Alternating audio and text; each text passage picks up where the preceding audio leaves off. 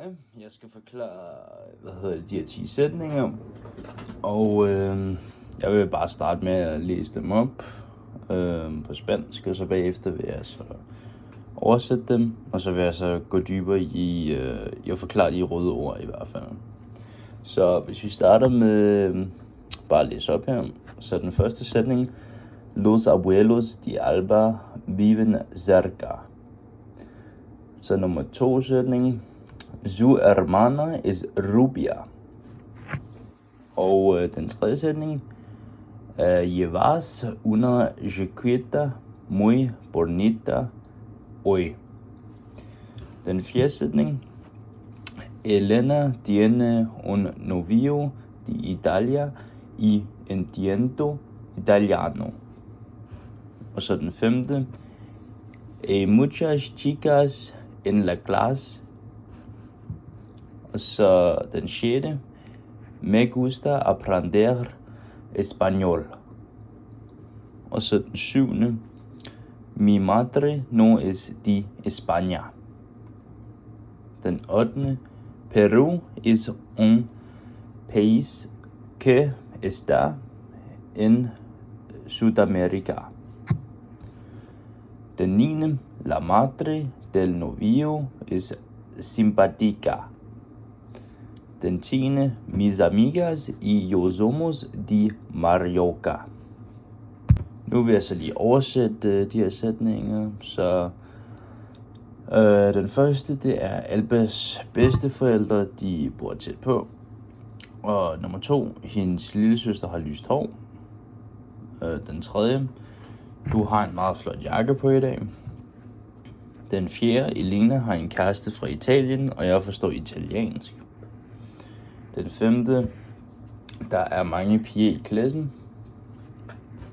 Den 6. Jeg kan godt lide at lære spansk. Den 7. Min mor er ikke fra Spanien. Den 8. Peru er et land i Sydamerika. Den 9. Kærestens mor er sød. Og den 10. Mine veninder og jeg er i Mallorca. Nu vil jeg så forklare de røde ord her. Så den første, det er jo Los abuelos, der er markeret her. Og det er jo fordi, at der er flertal, så man ligesom også vælger at sige de, fordi det står los for. Og så er det jo på en måde, man kan jo forklare, at der er jo både abuelo og abuela, men fordi det er flertal, så er det jo den her maskulinum, der ligesom er over, og så ender den så på S. Den anden, det er rubia, og det betyder så lyst hår. Og det er jo så fordi, at det er et adjektiv, som ligesom beskriver, at hendes lillesøster har lyst hår.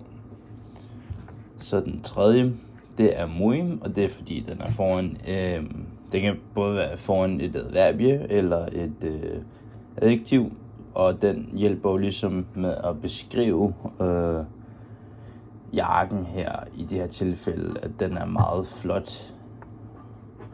Og så den 4, Diane, det er jo både i, tredje person ental, fordi det er jo Elena, som ligesom har en kæreste. Og så, entiendo, det er jo i første person ental, fordi det er jeg forstår, og så ender den så på O. Den 5, muchas chicas, det var det der med, at der er mange piger, og det er jo fordi, muchas, det er jo fordi, at det er femininum, og chicas, det er jo ligesom, det staves med et AS til sidst, fordi det er jo piger og ikke drenge, fordi så vil det være med et OS i stedet for til sidst. Og så med gusta, det er fordi det er i ental, fordi der er, du siger gusta her og ikke gustas, fordi der er ikke mere end spansk, hvis man kan sige det sådan. Og den 7. Det betyder, i det her tilfælde betyder det ikke, hvor det også kan betyde nej. Og det er jo lidt det der med, hvordan man bruger det. Og ja. Og så den 8. Peru, eller ikke Peru, men S, og så har vi S der. Og S her, det er jo fordi, at det betyder jo R. Og det er jo lidt anderledes i forhold til, hvis man vil bruge det anderledes, fordi i forhold til her, så er det et navn Peru foran. Og der vil man typisk sige S, fordi hvis det var jeg for eksempel, så vil du sige soy i stedet for. Men det gør man ikke, fordi i det her tilfælde, der er et navn foran først. Og så, estar. Det er igen det der med, at det betyder jo, i. Og det jo betyder jo så i Sydamerika.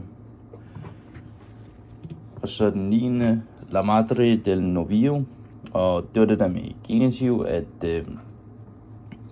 hvad kan man sige, det er, på dansk betyder det jo moren til, eller moren af kæresten, vil man 100% sige, hvis du oversætter det sådan helt konkret. Og det er det der med, at på spansk, der er det omvendt stilt, hvilket er lidt sjovt, for eksempel på en måde at sige, at det er kæresten, der ligesom ejer ordet mor i det her tilfælde. Og så 10'eren, mis amigas. Mis, det er så både i, det er så både i flertal, fordi der er et S bag på, i stedet for.